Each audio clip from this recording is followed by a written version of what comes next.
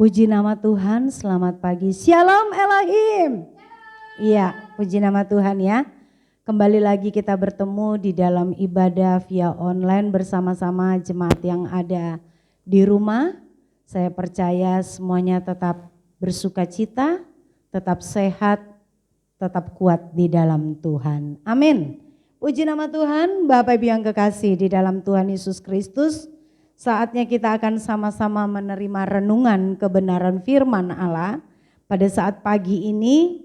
Dan kebenaran firman Allah saya memberikan tema yaitu siapakah orang yang berbahagia. Waduh. Pembacaan kita terdapat di dalam Lukas pasal yang ke-11 ayat 27 sampai ayat yang ke-28. Bapak Ibu bisa sama-sama buka di rumah. Dan kita akan sama-sama membaca Lukas pasal 11 ayat 27 dan ayat 28 yang berbunyi demikian. Siapa yang berbahagia?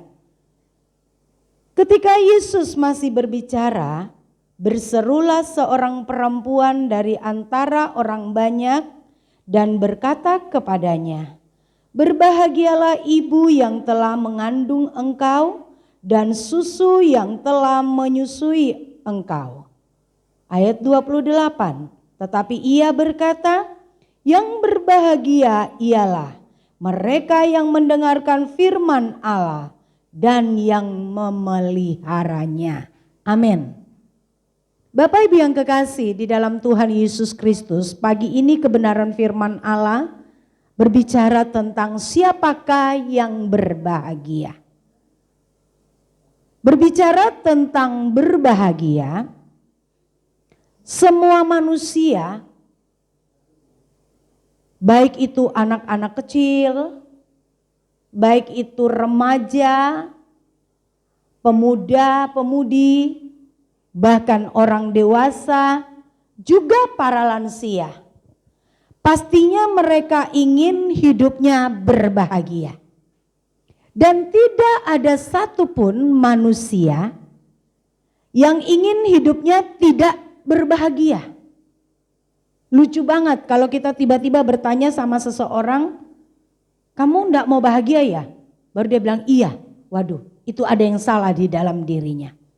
Pastinya semua orang ingin berbahagia. Itu sebabnya saya katakan tadi anak kecil, pemuda, anak remaja, orang dewasa, bahkan lansia sekalipun, semuanya ingin berbahagia. Untuk itu setiap orang akan berusaha dengan keras, sedemikian keras, agar mereka bisa berbahagia. Bahkan tidak sedikit orang yang menghalalkan segala cara untuk mencapai suatu kebahagiaan. Karena kebanyakan orang dalam hidup ini mengukur suatu kebahagiaan itu apabila mereka memiliki kehidupan yang sukses secara materi. Makanya mereka berusaha dengan keras, bahkan saya tadi katakan menghalalkan segala cara untuk memperoleh namanya bahagia. Karena ukuran kebahagiaan mereka adalah sukses dalam kehidupan secara materi. Atau kebahagiaan mereka karena memiliki nama besar, dihormati. Atau juga bisa karena memiliki anak-anak yang cerdas. Memiliki anak-anak selain cerdas, mereka adalah anak-anak yang berhasil. Itu juga ukuran seseorang bisa bahagia. Atau bisa juga karena bisanya pergi berlibur, kuliner, di mana yang mereka inginkan. Atau juga bisa karena tubuh yang sehat, memiliki kehidupan, memiliki tubuh yang selalu sehat. Mungkin jarang sakit dalam 1 tahun. Sehingga itu bisa menjadi sumber kebahagiaannya. Karena gak pernah sakit-sakit. Apalagi setelah badan yang sehat, ideal pula tubuhnya. Itu pun bisa menjadi sumber kebahagiaan. Ukurannya orang pada umumnya untuk bahagia. Atau kebahagiaan juga bisa orang rasakan karena apa? Pergi berbelanja, apalagi ibu-ibu sukanya shopping, ngabis-ngabisin duit ya. Nah, kalau sudah pergi begitu dibilang kita ke mall, jalan-jalan, bahagianya minta ampun. Atau masih banyak hal-hal yang bisa menjadi ukuran kebanyakan orang yang dikatakan berbahagia. Tetapi kita melihat di sini bahwa tidak sedikit juga orang yang memiliki segalanya. Ini kita lihat ya. Tidak sedikit juga orang yang punya segalanya. Bahkan kalau kita mendengar berita-berita artis terkenal di dunia ini yang memiliki segalanya, sementara mereka lagi booming-boomingnya dalam kegiatan-kegiatan. Tetapi mengapa mereka sampai mengakhiri hidup mereka dengan cara bunuh diri, gantung diri? Itu karena apa? Karena mereka merasa tidak berbahagia. Jadi ukuran kebahagiaan itu bukan karena memiliki segalanya atau tidak memiliki segalanya. Jadi sekalipun orang tidak memiliki segalanya, tetapi dia bisa berbahagia. Atau mungkin juga ada orang yang memiliki segalanya, dia bisa berbahagia. Karena ukurannya bukan pada apa yang kelihatan, apa yang terlihat, apa yang dikenakan, apa yang dilakukan.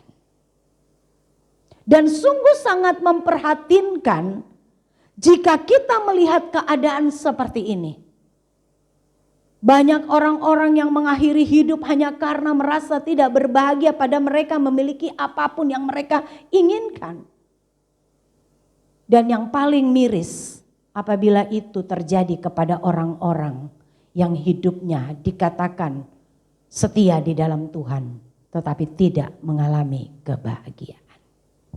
Bapak Ibu yang kekasih di dalam Tuhan Yesus Kristus, dalam pembacaan kita di dalam ayat 27 sampai ayat 28 tadi, bahwa ada perbedaan pandangan antara perempuan yang berbicara bertanya kepada Yesus dengan pandangan Yesus tentang sebuah kebahagiaan.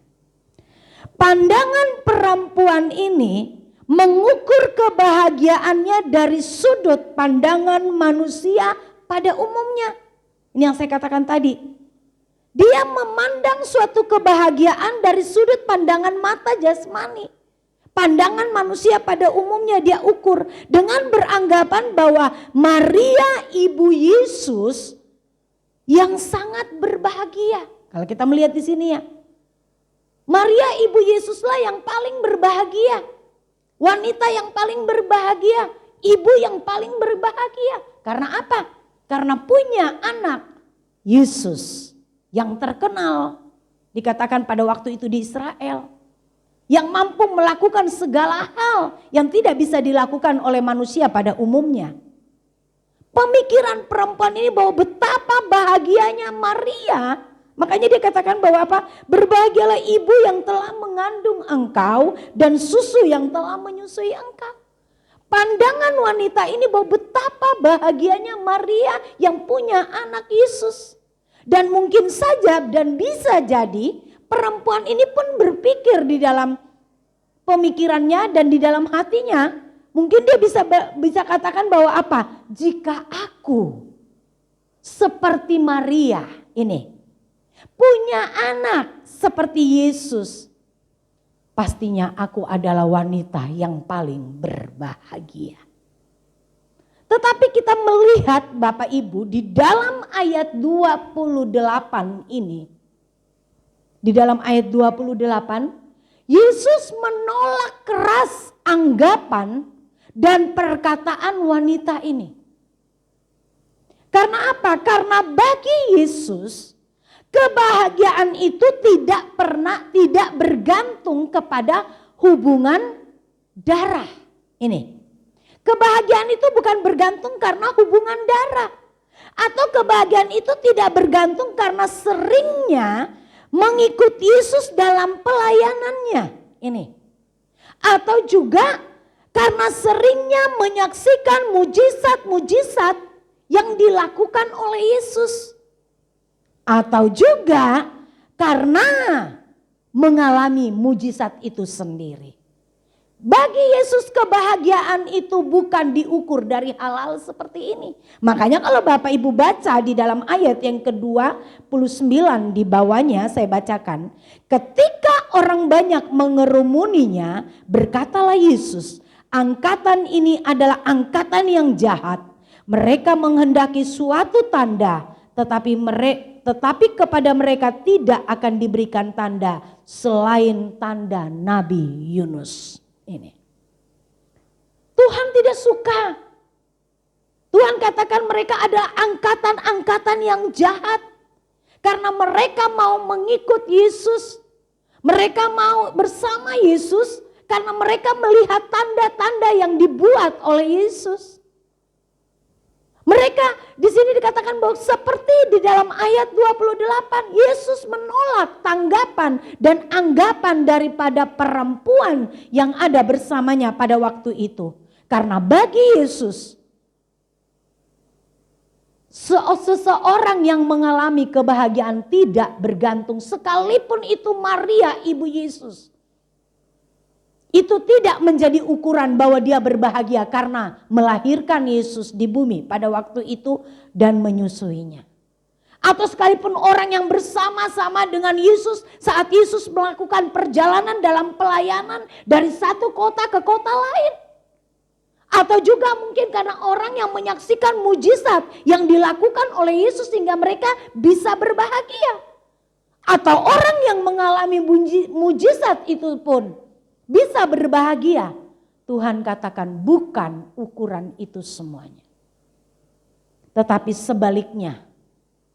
Kita lihat di sini di dalam ayat yang ke-28 di bagian di ayat 28 ya. Tetapi ia berkata, yang berbahagia ialah mereka yang mendengarkan firman Allah. Jadi bagi Yesus, orang yang berbahagia itu adalah yang pertama, orang yang mendengarkan firman Allah. Tidak peduli kita memiliki apapun di dunia ini. Tidak peduli kita memiliki segala kehormatan di dalam dunia ini. Dan juga tidak peduli engkau miskin semiskin-miskinnya, tidak memiliki apapun. Itu bukan ukurannya. Saya dan saudara tidak bisa berbahagia. Karena ukuran Yesus, orang yang berbahagia adalah orang yang mau mendengarkan firman Allah. Mengapa orang yang mendengarkan firman Allah dikatakan di sini dia disebut orang yang berbahagia? Karena apa? Karena firman Allah itu adalah Allah sendiri. Bapak Ibu bisa baca di dalam 1 Yohanes pasal 1 katakan, pada mulanya adalah firman. Firman itu bersama-sama dengan Allah dan firman itu adalah Allah sendiri. Jadi saat saya dan saudara ingin mengalami kebahagiaan, maka seringlah kita teruslah mendengarkan firman. Mendengarkan perkataan firman. Karena firman itu adalah Allah sendiri. Firman itu adalah suara Allah sendiri yang berbicara dalam kehidupan kita. Dan otomatis saat firman Allah itu berbicara dalam kehidupan kita, karena firman itu adalah Allah sendiri yang berbicara, maka pastinya kehidupan saya dan saudara ada kesukaan, ada kesenangan, dan ada kebahagiaan. Kenapa bisa bahagia? Dengar firman kok bisa bahagia? Iya, karena kita mendengarkan perkataan Tuhan sendiri. Karena firman itu adalah Allah sendiri. Kesukaan kita adalah Allah. Kebahagiaan kita adalah Allah. Dan karena firman yang kita dengar itu, yang menjadi kesukaan kita, yang menjadi kebahagiaan kita, Bukan berarti firman itu hanya menyenangkan telinga. Tapi firman itu masuk di dalam diri kita, yang kita dengarkan itu bertujuan, berfungsi untuk mengajar kita, untuk menyatakan setiap kesalahan-kesalahan kita, untuk memperbaiki kehidupan, kelakuan kita, atau mendidik kita dalam kebenaran. Itu di dalam 2 Timotius pasal 3 ayat 16 sudah sering ayat ini dikatakan. Jadi firman, kita bisa berbahagia saat kita mendengarkan firman Allah.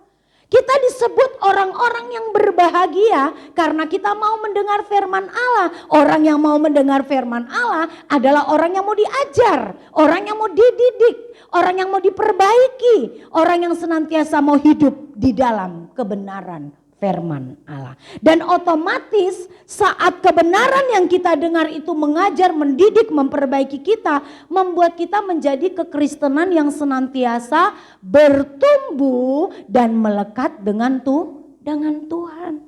Dan seharusnya orang percaya akan berbahagia dan bersyukur. Sama seperti yang dialami oleh siapa? Yang dialami oleh Yeremia. Yeremia pasal 15 ayat 16 ya. Kita baca di sini. Yeremia pasal yang ke-15 ayat 16 bunyinya demikian. Apabila aku bertemu dengan perkataan-perkataanmu, perhatikan. Apabila kata Yeremia, apabila aku bertemu dengan perkataan-perkataanmu, dengan firmanmu, dengan dirimu, maka aku menikmatinya. Kata menikmati itu apa? Menyatu di dalam diri kita. Kita merasakan kebahagiaan itu. Katakan, firman itu menjadi kegirangan bagiku, kata Yeremia. Dan menjadi kesukaan hatiku, kesenangan, kesukaan. Sebab namamu telah diserukan atasku, ya Tuhan semesta alam. Bukan Yeremia saja Bapak Ibu. Bahkan Raja Daud sekalipun di dalam Mazmur pasal 119, saya bacakan dulu ya supaya kita lebih dibuktikan dengan ayat. Mazmur pasal 119 ayat 72 katakan, Taurat yang kau sampaikan, ini kebenaran yang disampaikan, Taurat yang disampaikan itu adalah baik bagiku. Itu kata Raja Daud. Dikatakan lagi lebih daripada ribuan keping emas dan perak. Wow, luar biasa. Kebenaran firman diterima oleh Raja Daud. Taurat itu diterima oleh Raja Daud menjadi sesuatu yang bernilai kekal, bernilai tinggi. Karena melebihi emas dan perak baginya. Bahkan Yeremia tadi katakan bahwa apa? Kebenaran itu saat dia bertemu dengan firman itu dia menikmatinya. Dia penuh dengan sukacita. Bapak Ibu yang kekasih di dalam Tuhan Yesus Kristus. Sama halnya seperti yang dialami oleh Maria, saudara Marta. Saat dia bertemu, saat Tuhan masuk di dalam rumahnya, ini kita kembali dengar ya. Saat Tuhan masuk dalam rumahnya di dalam ayat yang ke-39 dikatakan, perempuan itu, Lukas pasal 10 ayat 39 saya bacakan. Perempuan itu mempunyai seorang saudara yang bernama Maria.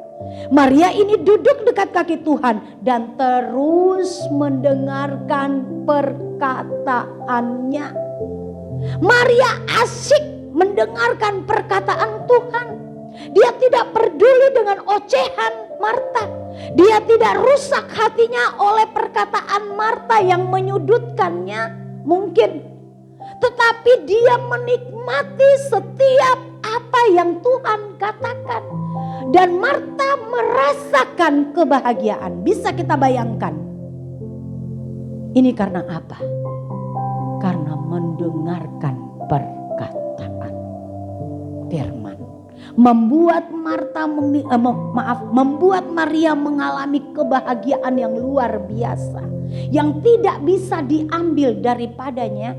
Dikatakan di dalam ayat yang ke-42. Dia menikmati itu. Bagaimana dengan kehidupan saya dan saudara hari-hari ini? Bapak Ibu. Sebaliknya kita lihat banyak orang Kristen yang tidak bahagia. Karena apa? Karena telinganya berat untuk mendengar firman kebenaran. Telinganya terlalu berat untuk mendengar firman kebenaran. Firman bukanlah menjadi suatu kesukaan, bukan menjadi suatu yang dinikmati, tetapi firman merupakan suatu momok. Bahkan kebenaran firman itu merupakan hal yang membosankan. Ini yang membuat orang-orang atau manusia-manusia kekristenan menjadi kekristenan yang tidak berbahagia. Karena firman yang didengar itu adalah firman yang menjadi momok di dalam telinganya. Sehingga dia berat menerima firman. Apalagi kalau firman yang didengar itu adalah firman yang mulai mengorek-ngorek dosa, mulai mengorek-ngorek kenyamanan, mulai mengorek-ngorek segala sesuatu yang sudah nyaman di dalam diri. Ini gak mampu didengar, telinganya berat. Sehingga saat menerima firman, saat firman itu sudah mulai mengerjakan, saat firman itu sudah mulai melucuti segala kekurangan-kekurangan, kenyamanan-kenyamanan hidupnya, bukannya berbahagia, bukannya sukacita, bukannya menikmati firman itu, sebaliknya duka cita yang dialami. Makanya kenapa? Banyak orang yang keluar masuk gereja, begitu pulang dari gereja, dia merasa seperti biasa-biasa saja. Tidak ada kebahagiaan yang dia rasakan. Karena apa? Firman yang didengar itu merupakan firman yang biasa baginya. Suatu momok baginya. Apalagi kalau firman itu sudah mulai mengerjakan untuk mengorek-ngorek dosa, membersihkan kenyamanan-kenyamanan. Tidak terima. Bahkan bisa jadi ada orang yang pulang gereja mulai ngoceh-ngoceh. Apaan itu pendeta? Kok habis khotbah begini. Dosa terus. Memang hanya itu aja? Mulai ngoceh. Dan akhirnya apa yang terjadi? Bukan sukacita tetapi duka cita. Seperti yang terjadi pada orang kaya. Di dalam Lukas pasal 18 ayat 23. Saya akan bacakan sedikit ya. Lukas pasal 18 ayat 23. Dikatakan. Lukas 18 ayat 23, ketika orang itu mendengar perkataan itu, ia amat sedih sebab ia sangat kaya. Saat orang kaya ini datang kepada Yesus, dia ingin minta penjelasan untuk memperoleh kehidupan yang kekal. Yesus katakan jangan begini. Dia katakan semua sudah kulakukan. Yesus akhirnya berkata apa? Masih satu hal yang harus kau ini. Jualah seluruh harta milikmu dan bagikan kepada orang miskin. Apa yang terjadi? Orang kaya ini pulang dengan hati yang sedih.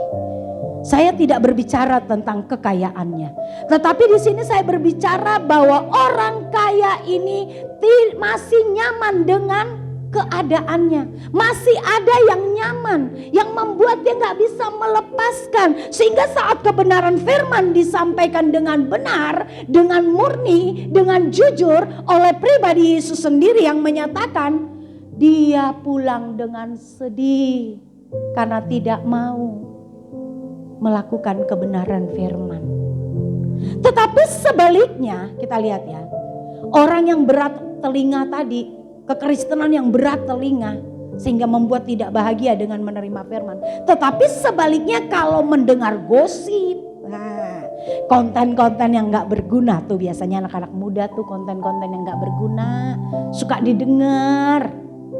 Julid-julid suka didengar, suka ngejulit-gujulit dan telinganya dipasang baik-baik untuk mendengar itu.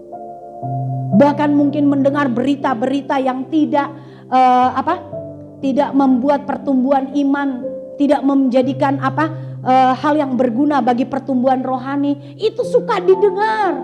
Bahkan itu bisa berjam-jam telinganya mampu mendengar. Enggak panas, malah dinikmati, malah berbahagia saat menikmati seperti itu. Ini berbahaya, Bapak Ibu. Ini berbahaya. Kekristenan seperti ini, hai anak-anak muda, bahkan kita semua Bapak Ibu yang ada, mari kita mau terus mendengarkan firman kebenaran. Kita mau terus hati kita rela untuk dikoreksi dengan kebenaran firman. Kita mau luangkan waktu-waktu kita bukan hanya untuk mendengarkan hal yang tidak berguna. Menghabiskan waktu kita berjam-jam hanya untuk ngerumpi, mendengarkan gosip, mendengarkan hal-hal yang sekarang terpampang bebas lewat media sosial. Tetapi saat kebenaran firman Allah, kita sulit sekali untuk mau mendengar. Apalagi sekarang khotbah-khotbah sudah banyak ya Bapak Ibu. Kita bisa mencerna dan memilih yang mana yang bisa membuat kita bertumbuh. Dan firman itu yang kebenaran yang benar-benar murni. Seharusnya kita pergunakan waktu kita untuk hal-hal yang berguna. Hal-hal yang berbau kekekalan, hal-hal yang berbau untuk mengalami perubahan. Ini yang harus kita lakukan sehingga kita menjadi orang yang berbahagia. Itu kata Yesus sendiri. Yang kedua, orang yang berbahagia di dalam ayat yang ke-28 tadi, selain mendengarkan firman, dikatakan memeliharanya. Dalam dalam Alkitab bahasa sehari-hari dikatakan menjalankannya atau melakukannya. Selain mendengarkan firman Allah, orang yang berbahagia adalah orang yang melakukan firman. Dalam Yakobus pasal yang ke-1 ayat yang ke-25, Yakobus ya kita baca. Yakobus pasal 1 ayat 25 berbunyi demikian. Tetapi barang siapa meneliti hukum yang sempurna, yaitu hukum yang memerdekakan orang dan ia bertekun di dalamnya. Jadi bukan hanya mendengar, perhatikan. Jadi bukan hanya mendengar untuk melupakannya, tetapi sungguh-sungguh melakukannya, ia akan berbahagia oleh perbuatannya. Jadi melakukan firman, melakukan kehendak Tuhan itu adalah sebuah kebahagiaan kekal. Jadi firman yang kita dengar jangan kita lupakan. Tetapi firman yang kita dengar, kita masukkan, kita nikmati dan kita lakukan dalam kehidupan kita. Itu adalah sebuah kebahagiaan kekal. Dikatakan. Dan mengapa banyak orang Kristen yang merasa dirinya tidak berbahagia di dalam hidupnya, padahal sudah aktif dalam pelayanan ini, padahal sudah setia, aktif di dalam gereja, mengikuti kegiatan-kegiatan ibadah apapun, bahkan punya segalanya, rajin membaca Alkitab, rajin mendengarkan khotbah, tetapi kenapa masih tidak berbahagia? Karena apa? Masih tidak berbahagia, masih sering cemas, masih sering khawatir, masih sering ketakutan, masih sering tidak tenang dalam hidupnya setiap hari-hari yang dilalui. Karena apa?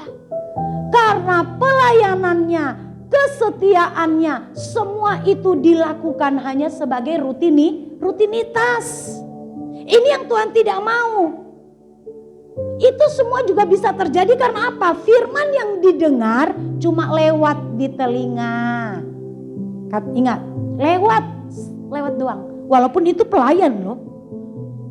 Bahkan banyak pelayan yang mungkin dia bisa berkhotbah sana kemari, tapi mungkin dia jarang untuk membaca firman secara pribadi. Atau firman itu tidak dipraktekkan. Jadi membuat kenapa orang yang ada di dalam pelayanan, orang yang aktif di dalam gereja, orang yang punya segalanya, orang yang sudah dari kecil Kristen, dikatakan sudah kenal firman, sudah baca firman hari-hari, udah khatam berapa kali. Tetapi kenapa dia tidak berbahagia? Karena firman itu tidak dipraktekkan dalam hidup, tidak dihidupi. Tetapi firman itu cuma sebagai bahan perbincangan semata-mata. Ini berbahaya. Firman hanya sebagai bahan diskusi. Firman hanya sebagai bahan untuk memberitakan, kita menyampaikan seperti saya saat ini. Cuma sebagai itu, karena saya sebagai hamba Tuhan, saya cuma memberitakan. Tetapi firman itu tidak dihidupi. Tidak dilakukan, tidak dikerjakan di dalam diri saya, bagaimana saya mau bahagia? Banyak orang-orang akhir zaman firman hanya sekedar diperbincangkan, di komsel-komsel, di pertemuan-pertemuan, di komunitas-komunitas. Dan akhirnya karena firman cuma diperbincangkan, cuma diperkatakan, tapi tidak dilakukan, akhirnya kehidupan tidak mengalami perubahan sama sekali. Dari hari ke hari setia dalam ibadah, setia dalam mengikuti kegiatan-kegiatan, setia terjun dalam pelayanan apapun di gereja, tetapi tidak ada perubahan dalam hidupnya. Masih emosi, masih menyimpan sakit hati, masih punya kebencian, masih memiliki pikiran-pikiran yang kotor, porno dan sebagainya yang tidak layak. Karena apa? Karena cuma diperbincangkan sehingga tidak ada perubahan. Yang Tuhan mau kita mendengarkan firman dan melakukannya, sehingga kehidupan kita hari demi hari terus mengalami perubahan karakter yang membuat kita menjadi apa? Kehidupan yang berkenan di hadapan-Nya. Ini yang menjadi goal kita, Bapak Ibu. Yesaya pasal yang 48 ayat 17 sampai ayat 18, ayat yang terakhir katakan apa? Beginilah firman Tuhan, penebusmu yang maha kudus Allah Israel.